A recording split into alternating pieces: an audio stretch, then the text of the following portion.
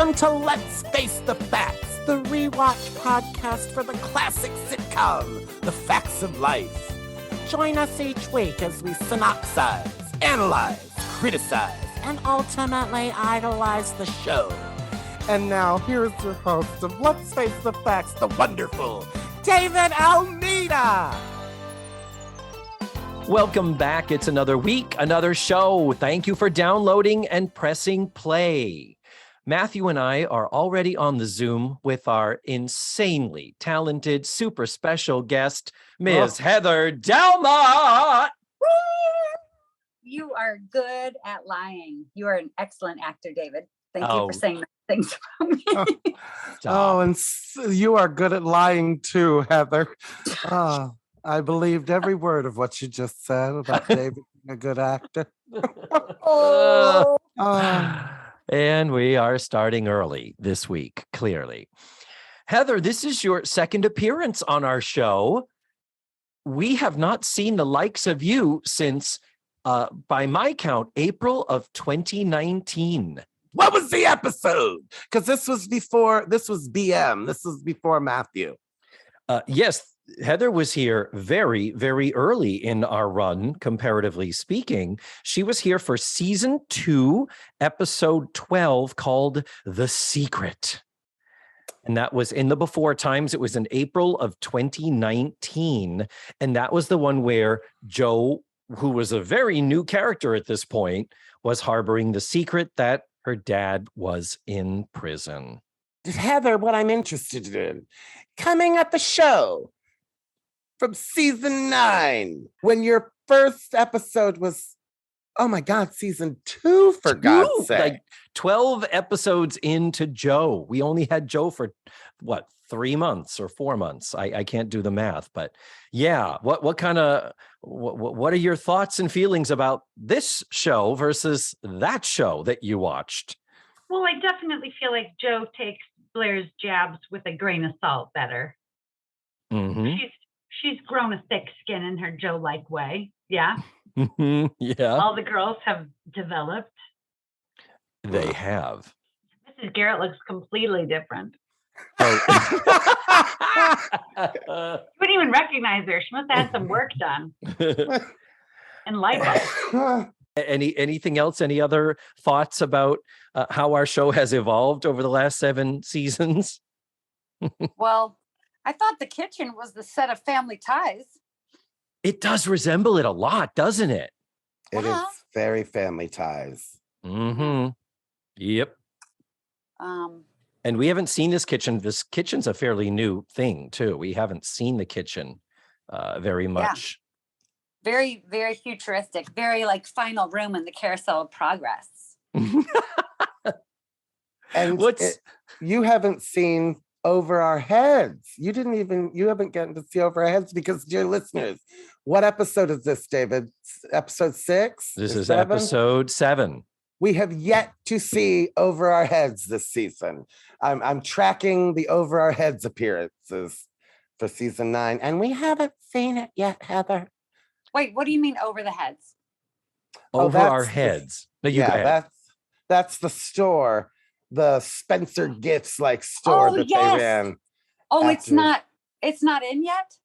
Oh, it's in. We just haven't seen it yet this season. And clearly nobody fucking works there because they have all their time to do all this other stuff, and no scenes take place in the store while anybody is actually working. So, so we're tracking the fact that it has been weeks and weeks since we have actually been shown the store. Well, there's probably some sort of shipping delay. Yeah. Supply chain, just like we're going through now, I'm sure. Yes. I used to have one of those inflatable palm trees. A little Did one. you? Yes. Ah, that's so cool. I'm totes jelly. Touch me. Well, let me get some nuts and bolts out of the way about the episode, and then we can start talking about the specifics. David. Matthew? Can I have your nuts and bolts, please? What? Yes, I offer you my nuts and my bolts. Here we go. Thank you. This is season 9, episode 7, called The More the Marrier, which had an original air date of November 21st of 1987. It was written by Lawrence H. Levy. This is the second of 2 episodes that he will write for the series. First one he wrote was Younger Than Springtime, which was the one at the end of last season when Joe's dad, they attempt to fix him up with a friend of Blair's, and he ends up dating the daughter. So, yeah. He has only 28 credits. That's not a lot. But there are a lot of one-offs on pretty high profile and popular series. I recommend if people want further information, absolutely check out his IMDb. And we do have another anomaly going on here, Heather, is that this episode is directed by Valentine Mayer, who is not their typical in-house director, the one that has directed the most of them. I don't know if Valentine Mayer is a recipient of the Emmy Award. Like our own Matthew Arder is a recipient of the Emmy Award, which he just happened to show us in the background of his screen. Did you see that? I'm so embarrassed. Oh my God. I know you hate it when we point out you're winning things and all that, Matthew. Nobody said winning. Yep, that's true. I even said it. He's the recipient of the Emmy Award. So this is the 4th of 6 episodes that Mr. Mayer would be directing in lieu of John Boab. And yeah, so it's 2 more coming up this season, but it's just a handful. For the most part, John Boab, Heather, is the one who directed the majority of the episodes in the latter half of the series. I'm sure you're familiar with this work, Heather. Naturally. The wonderful. So, Heather, this is the time during the show when we like to put our guest on the spot and ask if you could please provide a 1 to 2 sentence synopsis of the entire episode that you have watched. If your synopsis is too long, Matthew will judge you. Oh, no pressure. David, I've turned over a new leaf, David. Wait, what? Season 9. We've got the best of the best on the show now. We had the wonderful Charlize French. We had the wonderful Dominic. Sarah and French. Now yes. we've got the wonderful Heather Delmotte, and she's gonna give you the perfect 1 to 2 sentence synopsis for TV Guide. what? So Okay. 1 to 2 sentence? Yeah, like the TV Guide entry you might have read back in 1987 when you, as all of us, were just a fetus, of course. Okay. Go! Two-timing Tootie takes Blair's advice, and she gets offered a certain proposal. Brava! That is That lovely. sucked. That sucked. No, it's no. And let me tell you why it was wonderful, Heather, because you said a proposal. And if you're looking at this in the TV Guide, the title of the episode would be there. And the title is a play on Marrier. It's not the more the merrier, Merrier. And it's the more the merrier, Marr. So you're not giving anything away because the title says that, so. The title gives it away. Yeah. For all intents and purposes. Okay, kids, are we ready to jump in with our deep dive, heavy duty analysis of this? Yeah. I will say, the general thoughts initially about this episode, and Heather, we're not going to make any bones about the fact that season 9 is rough. It is. In the writing. What happened? Have we just worn everything out and there's nowhere for these girls to go? You would think that from the scripts. I would dare to disagree because now that they're all college students and beyond, there was a little show called Friends that ran in the 90s about young adults navigating their way through young adulthood. And, I don't see why this show couldn't have kind of become more of that type of a show. But the first line of the episode, though, when Beverly Ann comes in and is dropping off her car keys and taking off her coat, the first line already made me super happy. And I already was predisposed to be very amicable toward this episode because her first line is... That was so succinct, Beverly Ann. Jesus. We talk about how Cloris Leachman is so good at florid, fussy dialogue. And the discovery as we talk about it is it's also a habit I am picking up more and more as I watch more and more episodes with her in it. Oh. Last week, Matthew gave me shit because I said, because Joe is the only one doubting the veracity of Pippa's story. And he's like, what?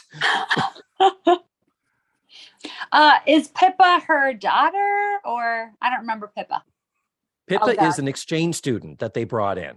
Oh, okay. And as you know, she's basically the cousin Oliver of the show. They were like, oh God, Tootie is 19 years old now. So we need a child. We need somebody who's a teen, who's a school age student, because we don't know what the fuck to do with the rest of this show.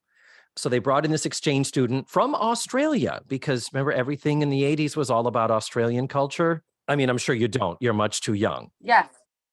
Like Outback Steakhouse.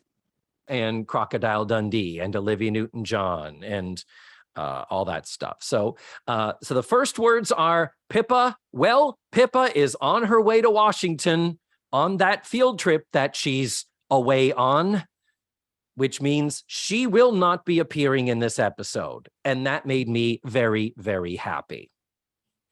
Because you don't like Pippa? You don't like Australia?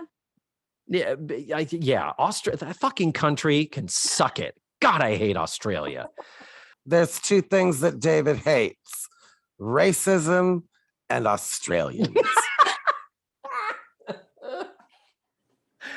Oh, bless. No, I just hate that they add another character and then they didn't do anything of any interest with her. And now she's just one more extraneous thing that has to be dealt with. We already added Andy a couple seasons ago, and only recently has Beverly Ann adopted him. Before, he was just the neighborhood kid floating in and out of the store. So we already have a kid, we have a boy, and that means, okay, we got another body that we have to make sure is on stage with lines to say. So yeah, I'm not a fan of Pippa. The actress is magnificent. Her name is Sherry Austin. She's a very well-known country singer. And but yeah, no, not a fan of the Pippa. So glad she is not in this episode. Well, they should send her to man the store. Shouldn't they, though? Then you could finally get some sleep at night, David. I could. I'm like, who's minding this? Yeah, nobody, no talk of the store. Nobody goes near the store.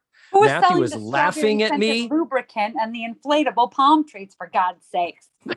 And the pens that if you turn them upside down, the guy drops his pants and you see the schlong. Yeah, I said schlong. Oh my God. Thank you for that. That was beautiful. You're welcome. The only thing I have to say about this whole first scene is, and I hate to say it, the fashion made me want to walk directly into the ocean. Oh, okay. Expound on the fashion. There is a lot of fashion going on in this episode, for sure. Blair looks like she's on an episode of Sister Wives, for God's sake. Yeah, she does. She's in this gray, like she's a postulant nun or something. Yeah. She's wearing the dress I think Julie Andrews wore in the first scene of Sound of Music. The poor didn't want this one, Captain. And Tootie in her mom jeans. Ooh. The waistband was so high it had deodorant stains on it. But that was the fashion. High-waisted jeans were the big thing. Here's a 17-inch zipper. You're going to have to work your way through, Jeff. Everyone looked like the letter T. You had shoulder pads out. And then, yeah, the jeans came all the way up to right under the boobs, pretty much. They were so high. And dynasty hair. And dynasty hair, man. Yep. What else? What else is going on? And Joe's hair looks like it looked good in person, maybe, but the way the light was coming through the sides, like there were clumps of like. In her C, you know what I mean? When they pull your hair back, hairspray it so your hair makes like a C. Yeah. Like it looked like in person, they were probably okay. But when the light was behind her, the way she was being filmed, it was like, oh, here's a big clump. And then there's like an inch and a half of no hair. And I don't know. It just, I noticed I would have maybe run a pick through it once or twice. Yeah. Or lit it more from the front. Because all three of us know you can style a wig and then you go check a different mirror. And if you're backlit, you're like, oh, what the fuck is that? And you're okay. It looks good in normal stage lighting, but yeah, that was a thing. Do we want to talk about this B story of Natalie tracking Snake on his journey? Do we want to kind of get this out of the way? I don't know. Well, I'm good. I'm kidding. But David, this is a monumental episode for that reason. Oh, yeah. No. This is a big deal. Heather, this is a big deal. We've been hearing about Snake forever. Oh, you've never met him before? Blair has even doubted the veracity of the existence of Snake. Like he's a George Matthew's Glass. just thrown his arms up at me. One doesn't denounce the veracity of Jesus H. Shakespeare. So you're saying that Blair thinks that Snake is the George Glass of the facts of life? Yeah. Correct. Thank you. Exactly. She thought Snake was a fake. And we do need to point out that there have been times when they were allegedly supposed to be in the same place. Like the thing that the girls were going to when Blair was doubting that Snake really existed. It was like he showed up and Natalie turns to the camera and broke the fourth wall and says, you're just going to have to take my word on this one, and walks out. So they've been teasing us with who is this Snake for some time, but it's like technically they were going to the same place. Like she was going to get there with Snake and be like, in your face, Blair, suck it, bitch. He fucking exists. So we assume that didn't happen, at least not verbatim. And so anyhow, ignoring that, yes, Matthew, I agree with you. This is monumental because we are finally getting to meet Snake in person. He has never appeared on the show. He's only been talked about. Like he's like been the Alan Brady or the Maris Crane of this series at this point. It was like seeing Carlton the doorman, for God's sake. Yeah. But are we going to talk about that right now just to get it out of the way? Because the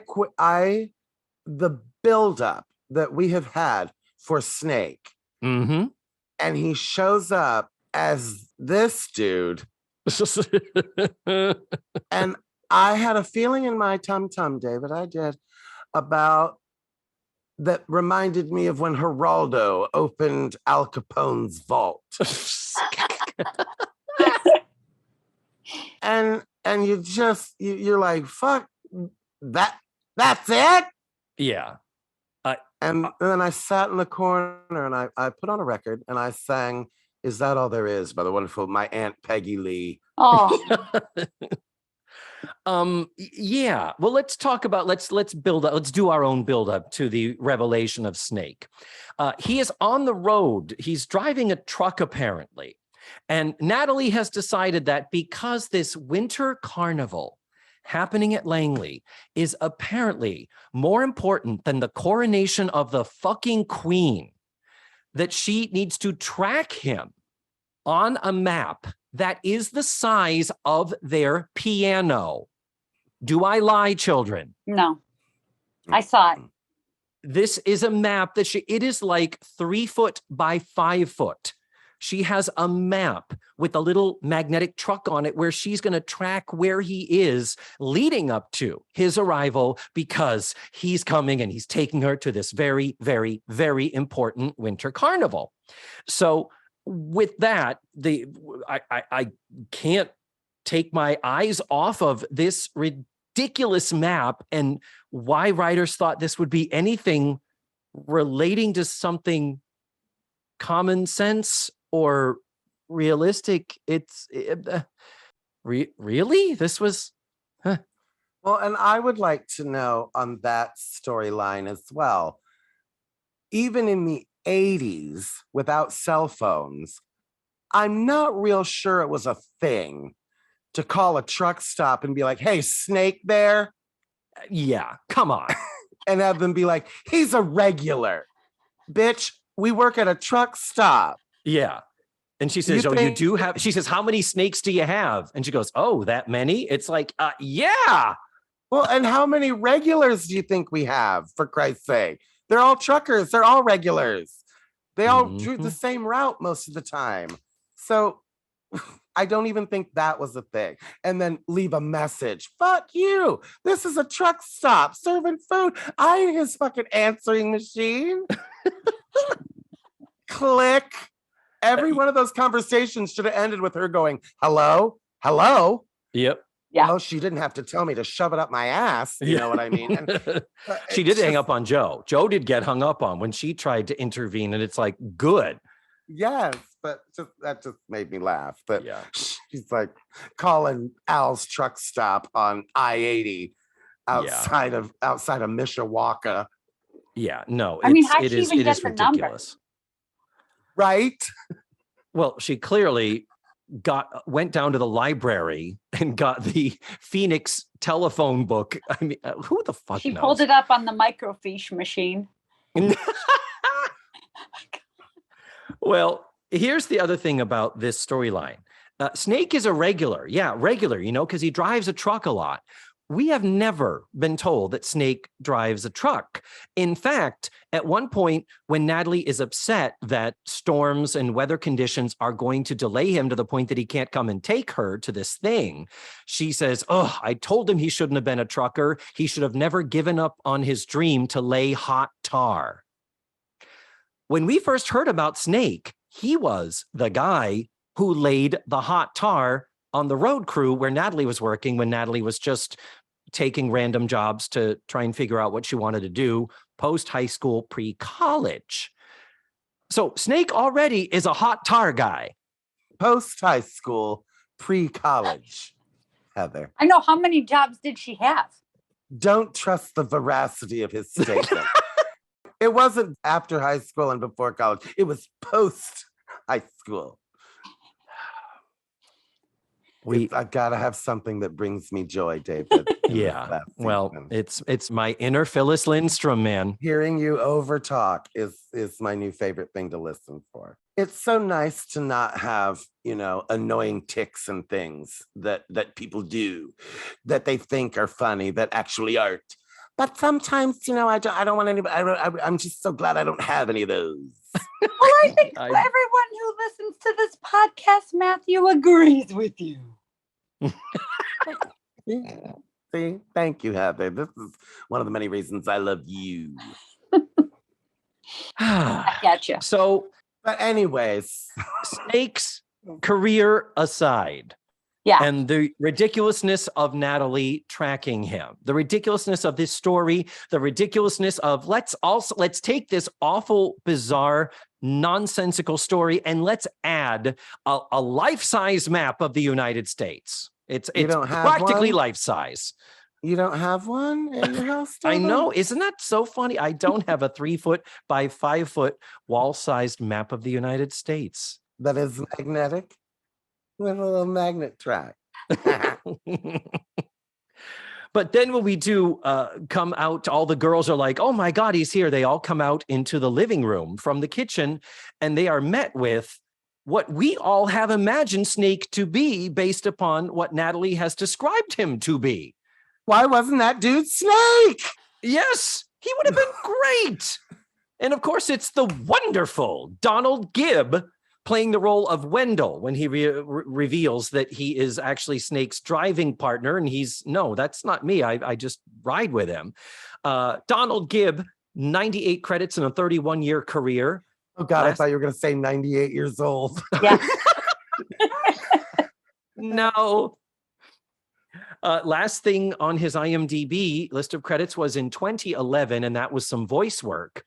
He is 6'4", and he will be, of course, best loved and remembered for the 1984 film Revenge of the Nerds, in which he played Ogre. Oh. And he was in all of the sequels, and he is the one that coined the phrase, nerds! I thought when he first came out, he might be like a pro wrestler. He probably could have been. Yeah. He might have. Mm-hmm. Okay. Uh-oh. I want to know what his life was like as an actor, because he plays in every movie. He's that guy. And it's one of those things where I'm like, Frances Bavier felt like she was typecast as Aunt B and hated the Andy Griffith Show. Oh, yeah. But was this dude like, fuck, I'll show up and growl for $500 for base pay?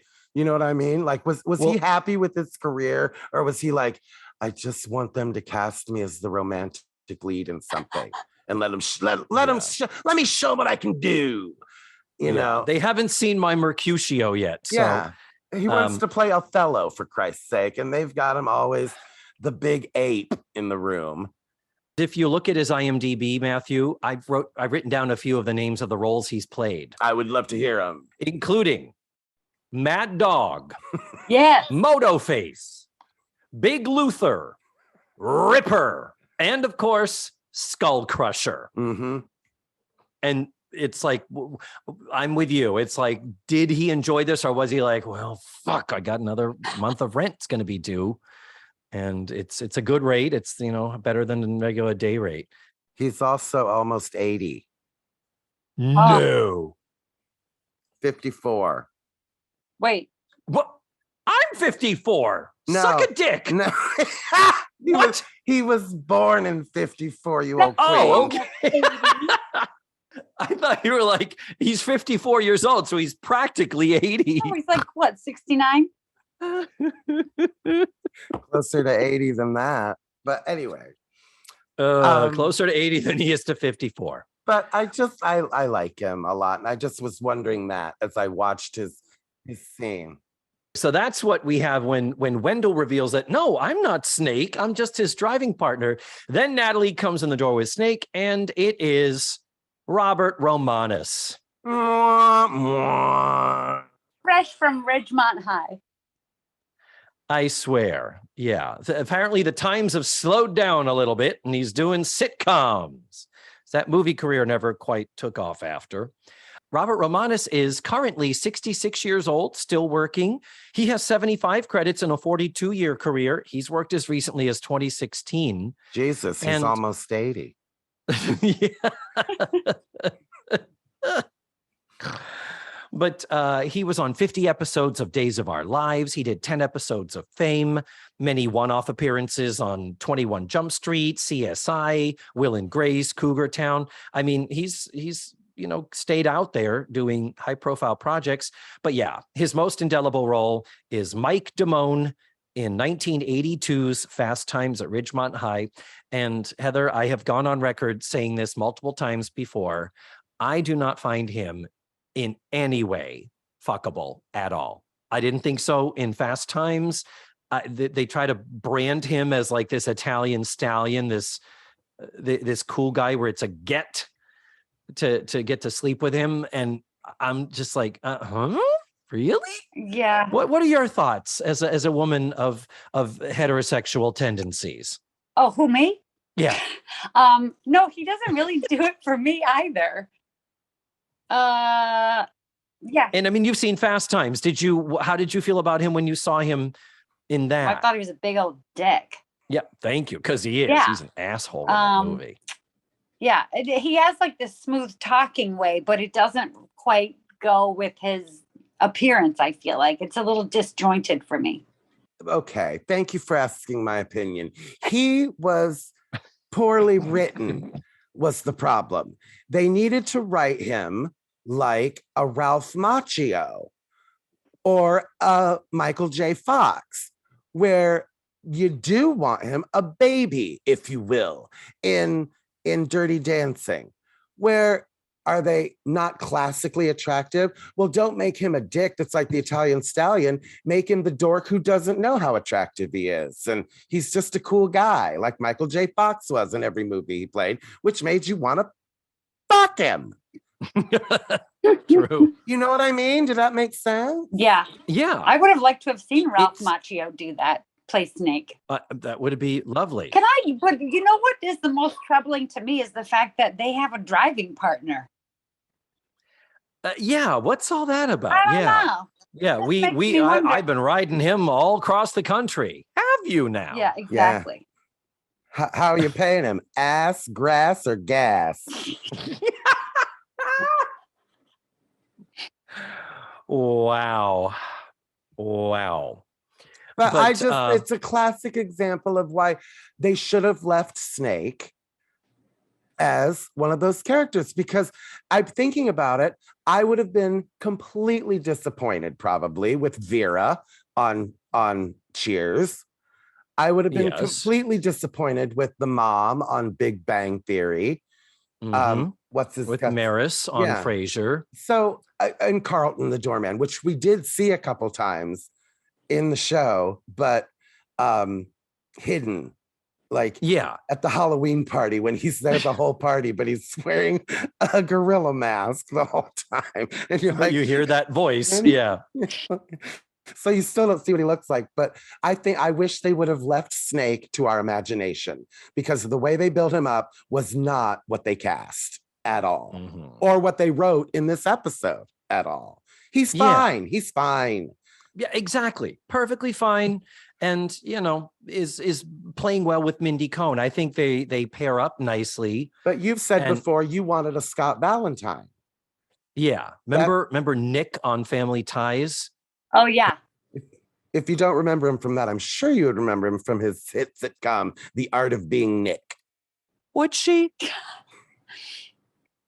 Wasn't he like kind But, of like you know- a Judd Nelson from Breakfast Club type? Right, Yeah, that right. type, but Yeah. even less articulate though, more of a hey, like literally when they introduced him the first time, it was like, well, Nick, this is my wife, Elise. Hey.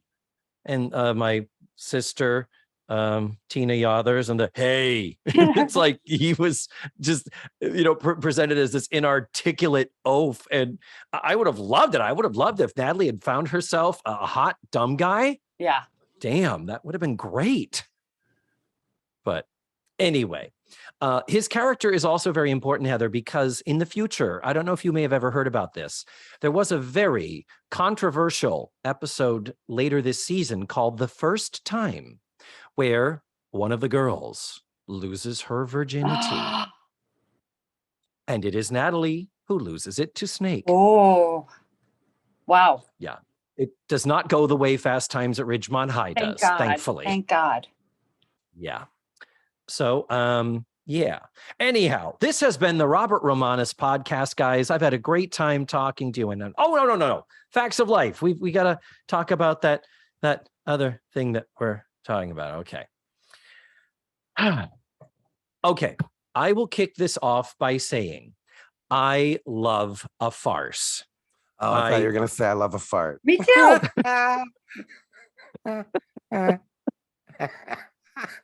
I was a big fan of Three's Company. People do not realize how good for what a goofy show it was. Three's Company was every single week they did a farce with misunderstandings, with misidentified people, with slamming in and out of doors, thinking that person's fucking that person when they're not.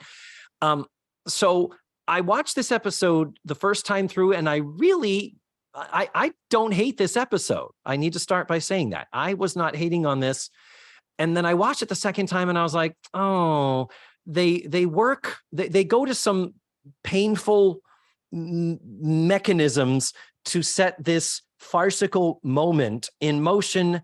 And then it doesn't really sustain itself. It's a funny moment and then it's over.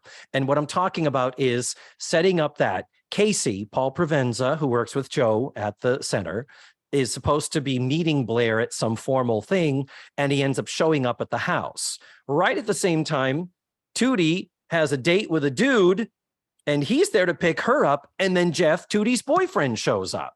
So Blair quickly runs over to the other guy and pretends that he's her date, leaving Joe to have to say to Casey, well, sweetheart, and they're just coworkers and there's nothing romantic there. So this whole thing of, I need to lie, okay, we're all going to leave now. Ha, ha, ha, ha, bye. And Tootie and Jeff are left alone. And first line out of Jeff's mouth is, that guy Matt was your date, wasn't he? So on the one hand, good that Jeff is not a complete idiot that actually thought all this was real. Well, it's not like he's illiterate, David. Oh, he's not literate anymore. Yeah. David, it didn't work because of the sitcom lying. Oh. That's what, if I were the director, I would have said, I need you all, we all know watching that, whose date is whose. I need you all to play this as if you are serious as a heart attack. Don't go over there and be like, Matt it's my date. Yeah, that's it. Go over there and be like, well, Matt, thank you for coming. I'm so excited for our date. You know, and play it straightforward. It would have worked better and been funnier. You're welcome, writers. Thank you, Matt. If I have to teach you comedy. No, he's got a great point there, because the audience is already in on the joke. Yeah, exactly. No, I think that's a very good observation.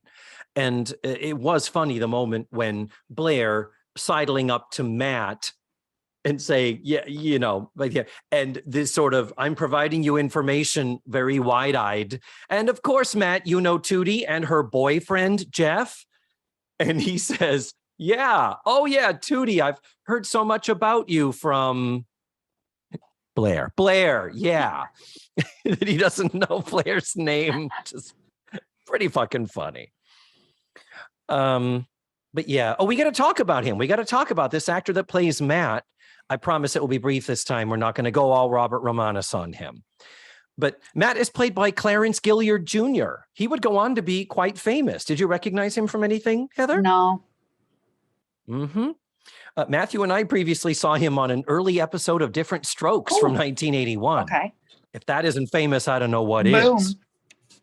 But I'm going to read this because it encapsulates everything, and this is cut and pasted from Wikipedia, okay? So it's true. Gilliard is known for his roles as second private investigator and right-hand man Conrad McMasters to Ben Matlock, played by Andy Griffith on the legal drama series Matlock. Oh, yes. He played Cordell Walker's partner, James Jimmy Trevette, in the 1990s crime drama Walker, Texas Ranger with Chuck Norris. And he was Theo, the terrorist computer expert in Die Hard. Ooh, the guy in the van with the glasses. Oh my God, He's yes. in Die Hard. Dang it. Freaking love Die Hard. And he played Lieutenant Marcus Sundown Williams in Top Gun. He was in Top Gun, the first one. Holy shit. Yeah. So he goes on to some pretty high profile projects here. And the thing we've also mentioned when we've talked about him before, Heather, is Matthew and I are friends with the costume designer for these final seasons. She wrote a memoir. They found the podcast, reached out to us, and I got to interview her. So we know we're close personal friends with Diana Eden, the costumer. Okay. She teaches at the University of Nevada, Las Vegas campus. She teaches costume design. Clarence Gilliard Jr. is a member of the film and theater acting faculty. He is? Yeah. At UNLV? UNLV, yeah. Oh my gosh. So yeah, she costumed him in this 35 years ago. And as of present day, they are both faculty members at this school. How cool is that? You're a stranger who's come here, come from another town. Small world, isn't it? Oh, am I not muted? I'm sorry. No, keep going. I could listen to you sing for hours, Matthew. I stopped listening when we stopped talking about me. Yeah. But speaking of Diana Eden, Blair in that dress. Oh, holy stunning. cabooses. Oh, the formal? And oh my that God. motherfucker, that looked like a mink that she had. Oh, Because did you see how soft that thing was? That like it was being blown around in the scene. She laid it on the table and there was like a fan on it or something, or an air conditioning vent. It started moving and I was like, oh my God, Becky. That was a fucking fur. Oh, God damn it. Yeah, Blair looked like, she did not look like $1 million. She looked like $10 million in that dress. And and Paul Provenza, no slouch in the tuxedo. He looked lovely too. Could have used the haircut, not gonna lie. Nope. But, don't you dare cut that fucking head of hair. No, just clean it up a little, shape it, give a little more shape, a little more texture. He was giving me like a little Rex Smith. Okay, I could give you that. Totally. Rex Smith. God, how fuckable was he? You trim up his sides with that hair, David. You know what you're going to get? You're going to get Justin Timberlake in 1999. Oh, geez. Short on the sides and curly on top. No, thank you. Or Joe from this episode. Heather, as a heterosexual woman. Yes. What did you think? Like, as a kid, would you have looked at Paul Provenza and been like, yes? But like, what did you think of him now? I thought he was very handsome in this, watching it yesterday. Okay, that's what I needed to hear. I thought he cleaned up well. You know. Can we talk about how visible his bulge was in the kitchen, even in dark jeans? Oh, it was in the same place. It was he in dresses to the right, episode. kids. Oh my Lord, Becky, Paul Provenza. And Sally was correct when she said it is electric between him and Blair. He was looking at her over that coffee like he was looking into her soul. Oh, I agree. The Paul and Blair, the Casey and Blair thing, which will continue to evolve. They will eventually actually see each other for realsies in a few weeks. But that's one good thing this episode did was continue to advance that. And like you said, Matthew, to keep building in that, oh, there's something here. And Blair talks like she thinks he's annoying. And doesn't she explicitly even say, you're the most annoying person I've met since Joe? Because he's basically the male version of Joe. Mm-hmm. Yes. Yeah. You see, they added him to the show, Heather, and we have no problem with it. We're like, yeah, because he's got some function there. This Pippa bitch, I'm glad you didn't have to see her. That's all. That's all I got to say. Well, and we needed some real testosterone. Mm-hmm. Yeah, since George Clooney left. There was a bulge that needed to be filled. True. Woo! Yep. And before they go out, speaking of costuming, Joe is dressed in a pink t-shirt and a light gray gauze jacket, like a Miami Vice thing with the shoulder pads. And I think she's got the sleeves rolled up. And Matthew and I always talk about this is when she's about to go do her tight 10 at the laugh hole. This is such a stand-up comedy. She looks like, Paula Poundstone or Ellen DeGeneres. Yes. Or Jerry Seinfeld for that matter. They all dress the same. But yeah, Joe, we haven't seen Joe in a stand-up like outfit in a while. And so it was kind of nice to be back there. What else do we want to talk about, kids? What else is happening here? What else is of note? Well, did anyone have a problem with the very ending? Little bit. I mean, am I getting ahead of us?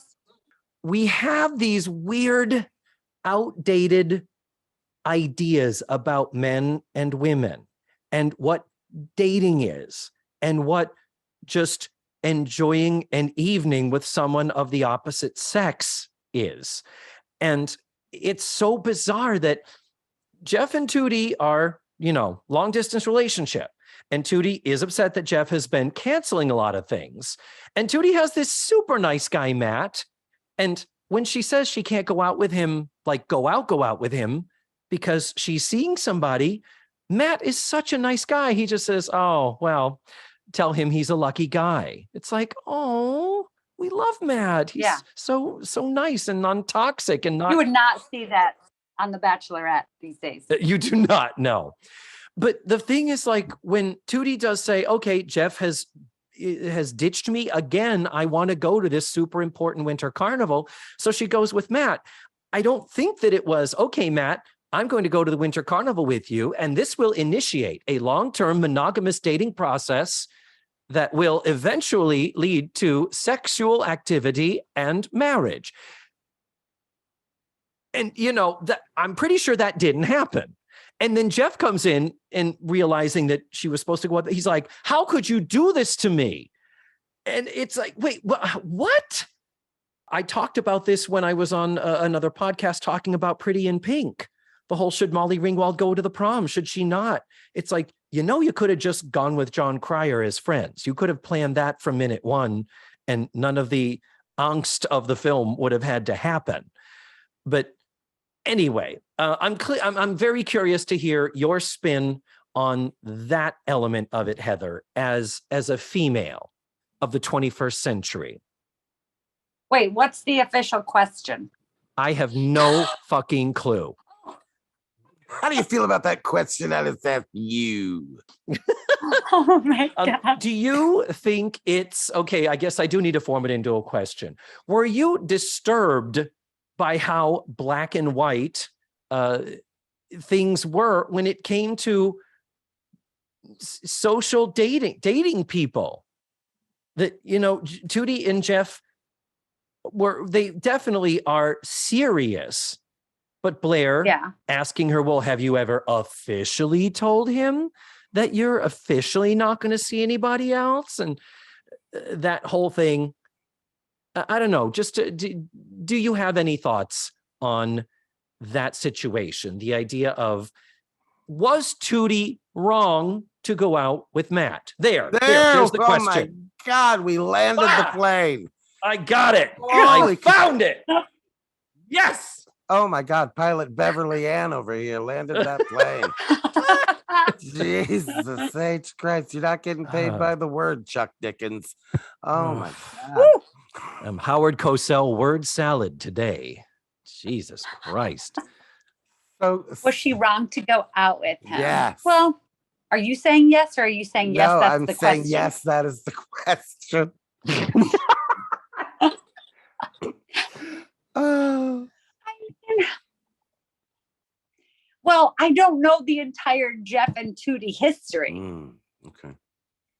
Is it lengthy? Is it long? Yeah, they dated a couple of years ago when they were both in high school, and then when he went off to college, they kind of grew apart and they broke up for a couple of years. But they've rekindled their relationship this previous Valentine's Day, so it's been not quite a year. It's like, oh yeah, but now it's the winter carnival, so some time has passed. It's November now, so we're approaching a year. Yeah. Okay. Well, I'm very single, so who the hell am I to know anything? But I guess if I were Tootie, I would feel the same, even though it is sort of awkward to like have that conversation of officialness with someone if you're not sure that they feel the same way as you. But I do feel like, I mean, I get her. I think Blair was a little pot stir, with the whole, oh, are you official or whatever it was. Yeah.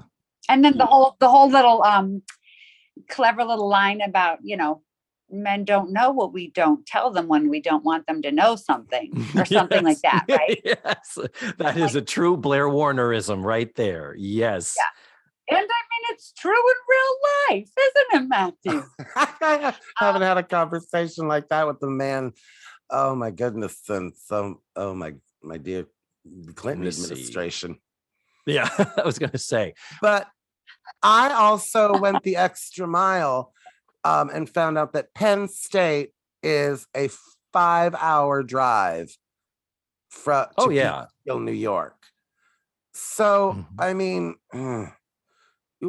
you can't really expect somebody to pop over for the weekend. You know what I mean? A 5-hour drive. And so, I don't know. I felt like Tootie had every right to ask another guy out. I just hated when he said, I'm leaving. And she went, Jeff, and just stood there. Oh, I thought of you. I know you hate when they do that. That's you are allowed to open the door, Tootie, and finish this conversation. It was Jeff. No, don't go. So true. So fucking true. Open that door and be like, I ain't done yelling at you yet. Okay. Mhm. But I'm somebody that wants to get it all out and have that fight, not cross my arms like a 10-year-old. Anyway, but I'm not here to critique Kim Field's acting choices. No, that was probably directorial because she would have Yes. had to step out of her light. Yeah. Here's what I am thinking. I agree that she should have had the opportunity to go out with this Matt dude. And like every episode of Three's Company, you're like, oh, they had just told him. If Jack had just told Chrissy, I feel as though if Tootie had said to Jeff, okay, well, since you're not able to be here again, I do want to go to the Winter Carnival. A guy has asked me, I would like to say yes, but I only consider him a friend. The idea that, Jeff, FYI, I am going to have male friends and I'm going to want to do things with them. I still feel like Jeff probably would have been like, nope, nuh-uh. That's a dude trying to move in on my turf. But yeah, I at least... Well, there's no time for that scene though, David. I love the sentiment, but we're too busy making a life-size map of the United States with a magnetic truck on it. Yes. So that Natalie can have a few words in this episode. Yeah. They spent 5 whole minutes decoupaging that truck onto the pre-made magnet. It was so, yeah. Which is very big. The truck is way too big, by the way. Big truck. Anyway. That way they only had to move it like every 4 hours, though. You know what I mean? Exactly. What are they going to do? Have a tiny little truck and like move it every? Okay, he's probably going 55 right about now. And I'm just going to stand here. I did look, by the way. I-80 is the actual map that they had lined out. That was that was correct. Oh, Matthew, I'm so proud of you. I didn't even do that. Wow. I'm a regular Magellan over here. But it was interesting and very on brand that Blair was the one coaxing Tootie into not tying herself down. And it is a little bit girl power. You do got to credit this where she's like, she doesn't say it in so many words, but there is the sense of he's off living his life, doing what he wants, leaving you behind. Why should you miss things that you want to do just because of a man when there are other men who are interested in taking you to these things? Yeah. If it's just a carnival, though, why is everyone so hell-bent on having a date? Because it's the Winter Carnival, Heather. Well, it's not like a winter formal. It's a carnival. Like I could go on a fucking Ferris wheel by myself, for God's sakes. It's the most important event. You're right, Heather. I don't really want a guy watching me eat a foot-long corn dog and then a pulled pork sandwich and then an elephant ear, for God's sake. I don't want I don't want a man watching me watch all that. And then the caramel apple and then the awesome blossom. Yeah, and I especially don't want him to come home with me and watch me shit it out. No, there's not going to be any, hanky panky after all that. No, I'm gonna. You how bloated I'm going to be. I'm gonna give you a kiss on the cheek at the door, and I'm about to blow this bitch up. You're absolutely right. Was that a fart? My fault, I fear. I'm picturing Blair in her mink eating spare ribs out of like a paper tray with the red gingham pattern on it. Yeah, I agree. It's the Winter Carnival being so fucking important and, being so... Tootie is in this shiny royal blue. Like that is dressy. Yeah. Blair, we know, Blair is actually dressed up for going with Casey. The fundraiser. To the fundraiser to try and scare up some money for the shelter, which honestly, I wish that had been the episode. That could have been a much more interesting thing with Blair trying to, this uncouth guy. He even says, I don't like hanging around those rich people. It makes me nervous. her trying to navigate this with him on her arm. What an interesting thing that could have been in the hands of a completely different room full of writers. Yes. Or 3 theme park actors that, know everything and know it better. And 1 Emmy Award recipient. Yes. So humble. Yeah. Anyways, I've got no other notes, kids. I've just got a summary for this. Heather, am I wrong? Like, I feel like we covered all of the things, didn't we? Yeah, it's fine.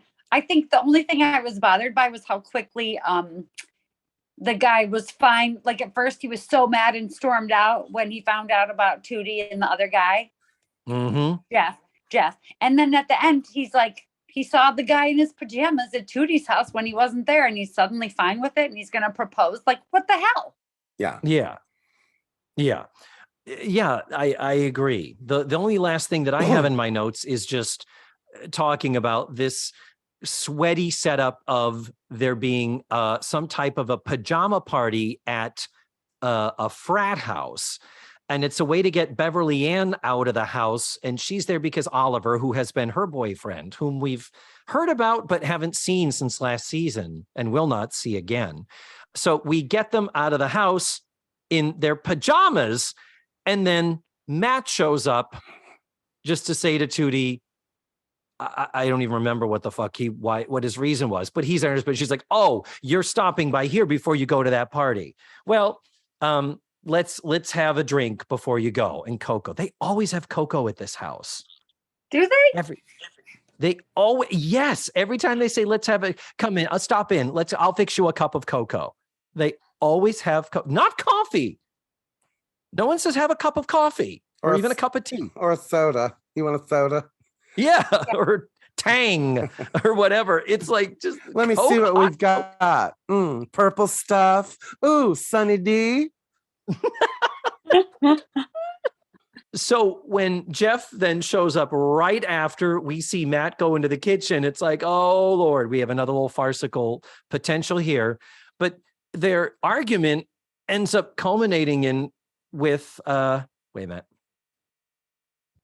I did write this down. It ends up culminating. Stop. Their argument builds up to she says, "I give up. This is impossible." And he says, "You're darn right it is." And she says, "Oh, really? Well, then maybe we should call the whole thing off and just be friends." And he says, "I don't want to be friends." And Tootie says, "Then what do you want?" And he says, "I want you to marry me." Yeah. Wow.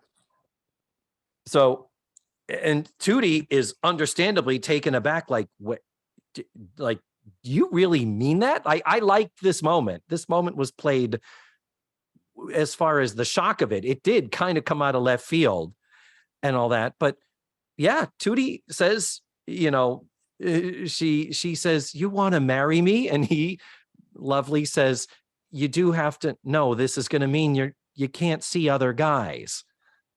Which is a funny line. And then she says, "You drive a hard bargain," and they kiss. And he says, "I hope this is a yes."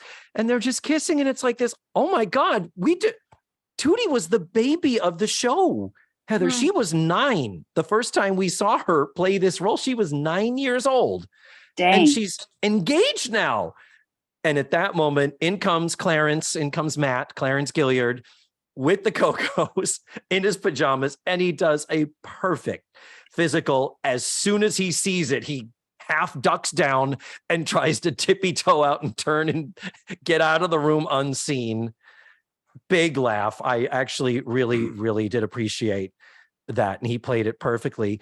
And you're right. And then all Jeff says, Tootie goes, "There's an explanation." And Jeff says, "Nope, none needed. I didn't see the guy in his pajamas." Okay. Now, Heather, to your point. Yes. About going from broken up to engaged, I had to sit with that for a moment. And then I had to say, okay. And let me tell you why. Because one of the wonderful sitcoms of the 80s, The Golden Girls, You may remember one of the greatest series of all time. I remember that show. I've heard of it. Yes. Final episode of that series, we introduce a brand new character in Leslie Nielsen, a brand new character to the show. And by the end of that hour, Dorothy and him are married. And the show ends. So, in typical 80s sitcom fashion, this is all perfectly acceptable. It's all completely understandable and palatable. And it raised my score for this episode. Wow.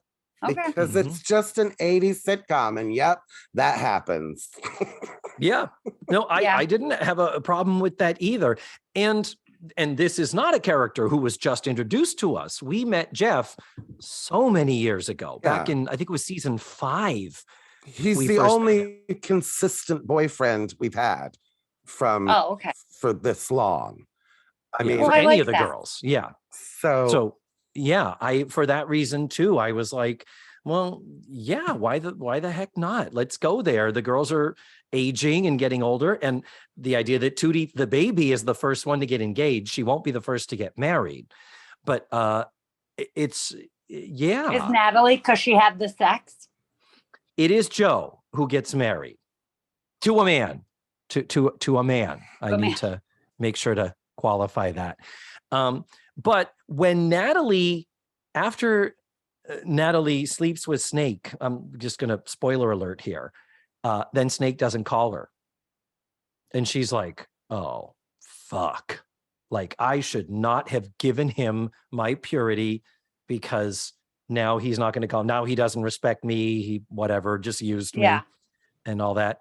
And then finally, when he does contact her, he's like, it's because I've been thinking so much. I couldn't call you because I've just been so thinking about it so much. She's like, well, whatever. I don't care if you want to break up, And he's like, well, no, I've been thinking about wanting to spend the rest of my life with you. Oh. So apparently she was good the first time. I guess. And yeah, so not informal, like formal proposal. Are Natalie and Snake engaged at the end of the series? But kind of implied, an implied engagement. And then we have Tootie and Jeff, who are formally engaged by that time. And and Joe is married. And and at the wedding, Blair's date is Casey. So Blair and Casey are still a potential thing. And Any last thoughts, Heather? No, I guess in current times, if someone's ripping apart an 80s sitcom, they're going to say, like a very feminist thing would be, Tootie shouldn't marry him because he just basically wants to get her to marry him so that he can control her and she can't date anybody. Ooh. Oh, wow. I hadn't thought of it that way. Well. Damn. Okay. That is well, I can't argue against that. Like if you think about the ongoings of the last 5 or 10 years around here and you listen to that dialogue, then you're like, whoa. Yeah. Get a 22-year-old on this show and see what they have to say about that. The words toxic masculinity would be thrown around more than once. Any last thoughts, Matthew, before we go? Nope. Loved it. Mm-hmm. It's 80s sitcom-tastic, and it's okay. Yeah. I wasn't mad at it. I was able to feed into some of the whimsy, like I said, the farcical stuff. I almost wish that had been taken a little bit further. But in the end, I am a little bit of a sucker for a romantic comedy. And the fact that this ends with an engagement and with it being our little Tootie, I'm not mad at all at this episode, which is not something I thought I'd ever hear myself say about a season 9 show. So there. And my final thought is I would not want to be proposed to in the middle of a freaking fight. Okay. No. That could probably also be why I'm single. Oh, so. Well, and he's been out walking all day. Pick up a ring if that's where it's going. He doesn't have a ring. Yeah, do it right. At all. Or he could have still had, remember he had his football ring, whatever that was, that Tootie wore on the necklace around her neck. And when they broke up the first time, she came back the ring. That would have been cool if they brought that back and have him say, you know, here's the ring. She's like, your high school football ring. He's like, yeah, but I want you to wear it on your finger now. Yeah. Until I can get you a real diamond, of course, until I can get you a real one. That would have been sweet. He could have proposed with a pearl ring saying, as a marine biologist, I dove to the bottom of the ocean for this. Well, anyhow, I think that's wrapped us up for this week. So Heather, if you will sit there uncomfortably while I give the outro to this episode here. Next week, we're going to be watching season 9, episode 8, A Rose by Any Other Age, which had an original air date of November 28th, 1987. You can watch the episode ahead of time for free at dailymotion.com. I will post the link in the show notes and on this episode's webpage. That is all for now. Thank you, Heather Delmotte, for being on the show. Thanks for having me. I miss you guys. This is fun. I miss you too. Mwah. I can't wait till I get to see you again in person for realsies. Me too. Another holiday baking party. Cookie time's coming. We got to do it. Cookies, man. We got to do it. So anyhow, that is all for this week. Thank you so much for listening. And remember, the facts of life are all about, snake. Disappointed! Let's Face the Facts was created, produced, written, hosted, and edited by the wonderful David Almeida. Our theme song was beautifully arranged and recorded by Ned Wilkinson. Please visit FaceTheFactsPod.com for supplemental photos and videos, links to social media, and ways that you can support the show. And don't forget to subscribe, rate, and review. This is Matthew Arder saying tune in again next week for another thrilling episode of Let's Face the Facts.